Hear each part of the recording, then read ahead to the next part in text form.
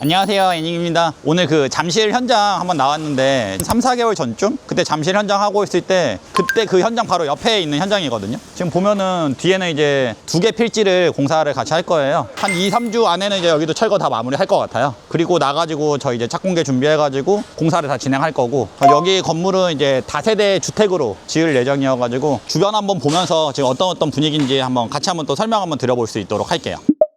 최근에 이제 잠실 같은 경우가 좀 재개발 이슈들이 좀 많이 있어요. 여기는 잠실 세내역 밑에 있는 여기 상단이라고 하는데, 잠실 상단까지는 지금 재개발 이슈가 많이 오진 않았는데 하단 같은 경우에는 재개발 이슈가 있어가지고 이제 구역이 묶여 있고, 그러다 보니까 상단 같은 경우도 곧 이제 분위기가 좀 올 것 같다는 생각을 하시는 건축주 분들이 많이 있으세요. 그러다 보니까 여기도 다세대 이제 9세대를 지어가지고 나중에 혹시라도 재개발이 된다고 하면은 또 재개발의 어떤 수요를 누릴 수도 있고, 재개발이 안 된다고 해도 본인이 실거주하면서 월세를 받으시려고 하는 거거든요. 그러니까 그런 분들이 좀 이제 잠실에 많이 계신 것 같더라고요. 잠실하면 땅값이 굉장히 비싼 지역이잖아요. 그쵸. 그럼에도 이 잠실을 선택하시는 이유가 뭘까요? 제가 봤을 때는 잠실 아파트가 그래도 좀 지금 30평대가 평당 1억이 넘어가니까, 만약에 여기 땅값이 한 5천 정도 되는 것 같거든요. 5천 정도 금액이라고 했을 때 잠실의 나름의 인프라도 누릴 수 있으면서 나중에 혹시라도 아파트가 된다고 했을 때는 그 가치가 되게 크기 때문에, 그래가지고 땅값이 좀 비싼데도 불구하고 지금 신축들이 많이 생겨나는 것 같아요. 사실 시청자분들이 제일 궁금해할 거는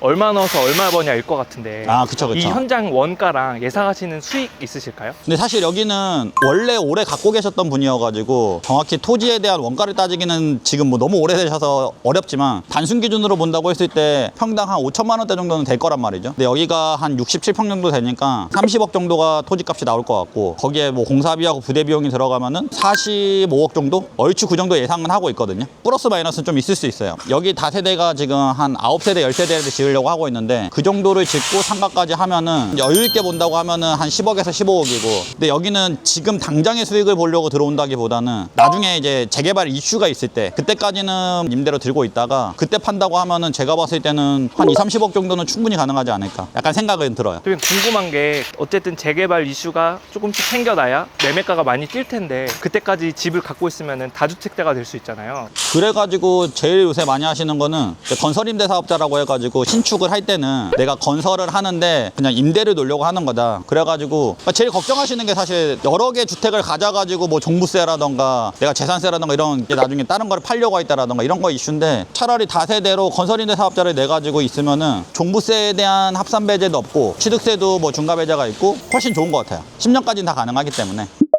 지금 오른쪽 현장은 철거가 아직 안 됐는데 한 번에 묶어서 철거하는 게 더 저렴하지는 않을까요? 뭐 그렇게 생각할 수도 있는데, 또 이 부분에서는 저희 현장 소장님이 또 내용 잘 아니까 저희 현장 소장님한테 한번 여쭤볼게요. 소장님. 네. 소장님, 저희 왼쪽 먼저 부시고 지금 오른쪽은 철거를 안 했는데 혹시 이유가 있어요? 원래 묶어서 이제 철거를 해도 되는데, 왼쪽 필지 같은 경우는 신고건이어서 왜요? 2층. 2층이면은 그냥 신고만 하고? 네, 신고만 하면 되고, 오른쪽 같은 경우는 이제 3층 이상이어서 허가를 받아야 돼요. 그래서 원래 다 같이 해도 되는데, 이제 이쪽을 먼저 철거를 한 다음에 오른쪽을 철거를 했을 때 이제 도로도 더 넓게 쓸 수 있고, 또 장비 같은 거 이제 올릴 때도 더 편하게 할 수 있어가지고, 그래서 먼저 왼쪽 거를 먼저 철거를 하고 그 다음에 이제 우측 집을 철거하려고 하고 있습니다. 혹시 이거는 철거하는데 시간은 얼마나 걸려요, 이런 거는? 보통 2층 건물 같은 경우는 이제 한 2일 정도 걸리고요. 이제 우측 집 같은 경우는 철거랑 폐기물 반출까지 해서 약 한 10일 정도? 기간 차이가 상당히 많이 나는데, 네네네. 한 층 차이인데도 이렇게 많이 차이 나는 이유가 있나요? 오른쪽 필지 같은 경우는 예전에는 이제 큰 장비로 해서 그냥 철거를 바로바로 했었는데, 요즘에는 그 안전 때문에 이제 작은 장비를 먼저 올려서 벽체랑 이렇게 조금씩 최대한 안전하게. 3층에 있는 거를 먼저 좀 집어 나가다가 그리고 그 장비 내리고 이제 큰 장비가 와야 되고, 여기는 작은 장비에 역할이 필요 없었던 거네요. 필요 없죠. 전체 철거하는데 비용은 알 수 있을까요? 2개 필지 해가지고 한 8천만 원 조금 넘는다고 보시면 될 것 같아요. 건축주들이 오해하는 게 뭐냐면은, 옆에 있는 건물은 뭐 2천만 원에 했다는데 3천만 원에 했다, 이런 얘기를 많이 하세요. 근데 한 개 층만 차이가 나도 일단 서류부터 들어가는 게 다르고 장비도 다르고 감리도 다르다 보니까, 실제로 저희도 여기 견적을 냈을 때 거의 한 2배 넘게 차이 났거든요. 2층하고 3층일 뿐인데 면적은 거의 똑같은데도. 이쪽이 거의 한 2천만 원대였고 이쪽이 한 5천만 원대 정도. 그러니까 그만큼 차이가 나기는 해요. 실제 3층에 있는 게 10평밖에 안 될지언정 해줘야 되는 게 다르다 보니까, 그래서 약간 뭐 편법을 하시는 분들이 있는데 꼭 안전사고가 나더라. 그 뭐 잠깐 뭐 빨리 가려고 조금 돈 아끼려고 그러다가 나중에 더 시간 끌리고 사고 나는 경우도 워낙 많다 보니까 저희는 그런 건 안 하고 현장 소장님이 또 여기 책임감 있게 하고 있어가지고 참고로 여기 맡기신 건축주분도 저희 현장 소장님 보고 소장님 인상이 너무 좋다고 맡기셨거든요. 성형이 잘 돼서. 그 건축주분들이 네. 시공사를 선택을 할 때 네네. 현장 수장님도 많이 보고 이렇게 결정하나요? 그 전에 강의할 때 많이 했던 얘기가 뭐냐면은 시공사를 보는 것도 중요한데 자기 현장을 맡아줄 소장님하고도 미팅을 꼭 해보라는 얘기를 많이 하거든요. 시공사가 책임감 있게 할지언정 실제로 소장님이 역할이 되게 클 수밖에 없어요. 이 현장은 이 현장 소장님이 책임지다 보니까 여기 현장 소장님 참 깔끔하게 잘하고 인사 잘하고 뭐 이런 것만 해줘도 건축주분들이 더 신뢰하는 거죠. 실제로 그때 촬영하실 때도 지나다니다가 어떤 분이 맞아요. 약간 막 맞아요. 네네. 오늘 11시에 미팅 했었거든요. 아 진짜요? 네네. 하고 왔습니다. 뭐 아직 어떻게 될지는 모르지만 근데 어찌됐든 뭐 저희가 잘했으니까 촬영을 해서 그런 건지 모르겠지만 진행되는 거는 이제 보면 알겠죠. 어찌됐든 뭐 단가도 맞아야 되고 또 책임감 있게 하는 것도 중요한 거고 이제 그런 부분들이 잘 맞는다고 해가지고 만약에 또 하게 되면은 또 촬영을 한번 해볼게요.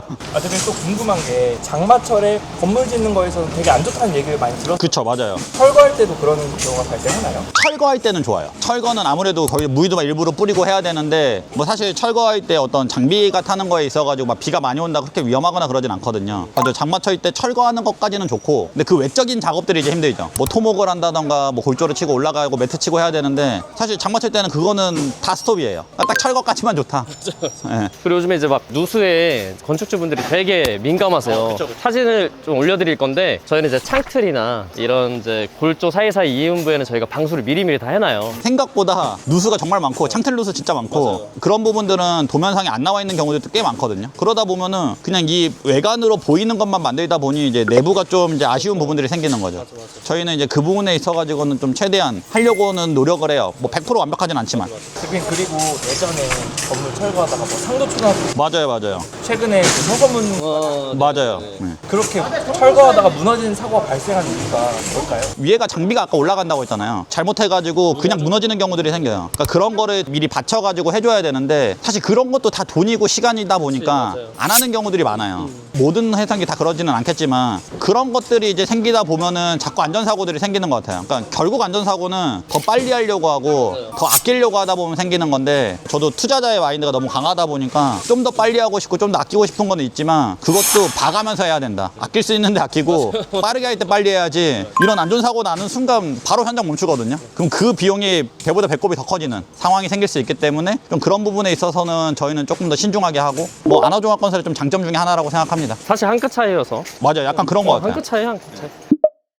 그러면 여기 주변 한번 돌아다니면서 재개발 이슈라던가 이런 거 간단하게 또 설명 한번 드려볼게요. 재개발 이슈가 아직 상당까지 오지는 않았는데 그래도 좀 많이 오다 보니까 실제로 공사하려고 하는 현장들이 또 많이 생기기는 했거든요. 지금 보면은 이제 이런 빨간벽돌 집들은 당장은 아닐 수 있겠지만 재개발 이슈가 있으면 이제 다 바뀌긴 할 거예요. 그럼 이쪽에도 지금 신축되는 현장들이 많이 있나요? 신축 현장들이 지금 이제 좀 많이 생기는 것 같더라고요. 그래서 최근에 이쪽 보면은 뭐 철거하는 데도 좀 많이 있고 올리려고 이제 준비하고 있는 것들도 있고 저희 유튜브 보고 한번 의뢰주셨던 분의 땅이 여기거든요.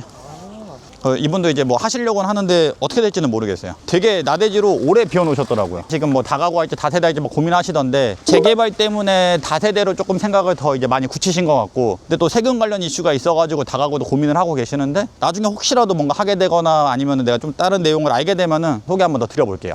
만약에 대표님이셨다면 여기에 어떤 건물을 지으셨을 것 같아요? 저는 다세대 지을 것 같아요. 재개발 이슈가 분명히 올 거거든요. 원래 기존에도 한번 있었었고 그리고 다가구가 덩치가 크다 보니까 생각보다 매도하기는 좀 힘들거든요. 재개발 같은 경우에는 매도에 있어가지고 좀 장점이 있으니까 나중에 시간 지났을 때 몇 개만 팔아도 자기가 들어갔던 원금은 다 회수 가능할 거거든요. 그런 식으로 해가지고 나중에 혹시라도 재개발 이슈는 한 개로 들고 가고 나머지는 수익화시키고 이게 조금 더 전략적으로는 좋지 않나. 근데 모든 사람이 똑같지는 않지만 일반적으로는 저는 그 생각을 해요.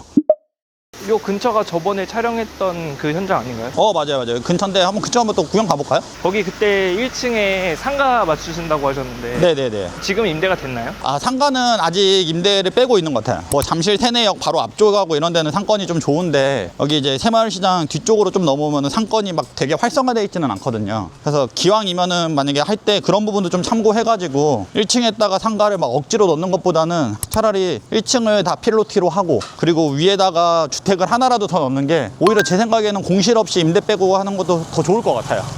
보면은 저희 이제 기존에 했던 현장 지금 깔끔하게 다 마무리가 됐네요. 이제 완전히 다 마무리하고 장마철이어가지고 비가 좀 많이 왔는데 뭐 누수랑 이런 거 봤을 때는 뭐 전혀 없고 깔끔해가지고 딱 좋은 것 같아요. 그때 건축주분이 여기 실입주 하신다고 하셨는데 맞아요. 그럼 지금 입주는 하신 상태인 건가요? 입주는 다 하셨더라고요. 예. 입주는 다 하셨고 지금 상가만 아직 임대는 안 된 상태고.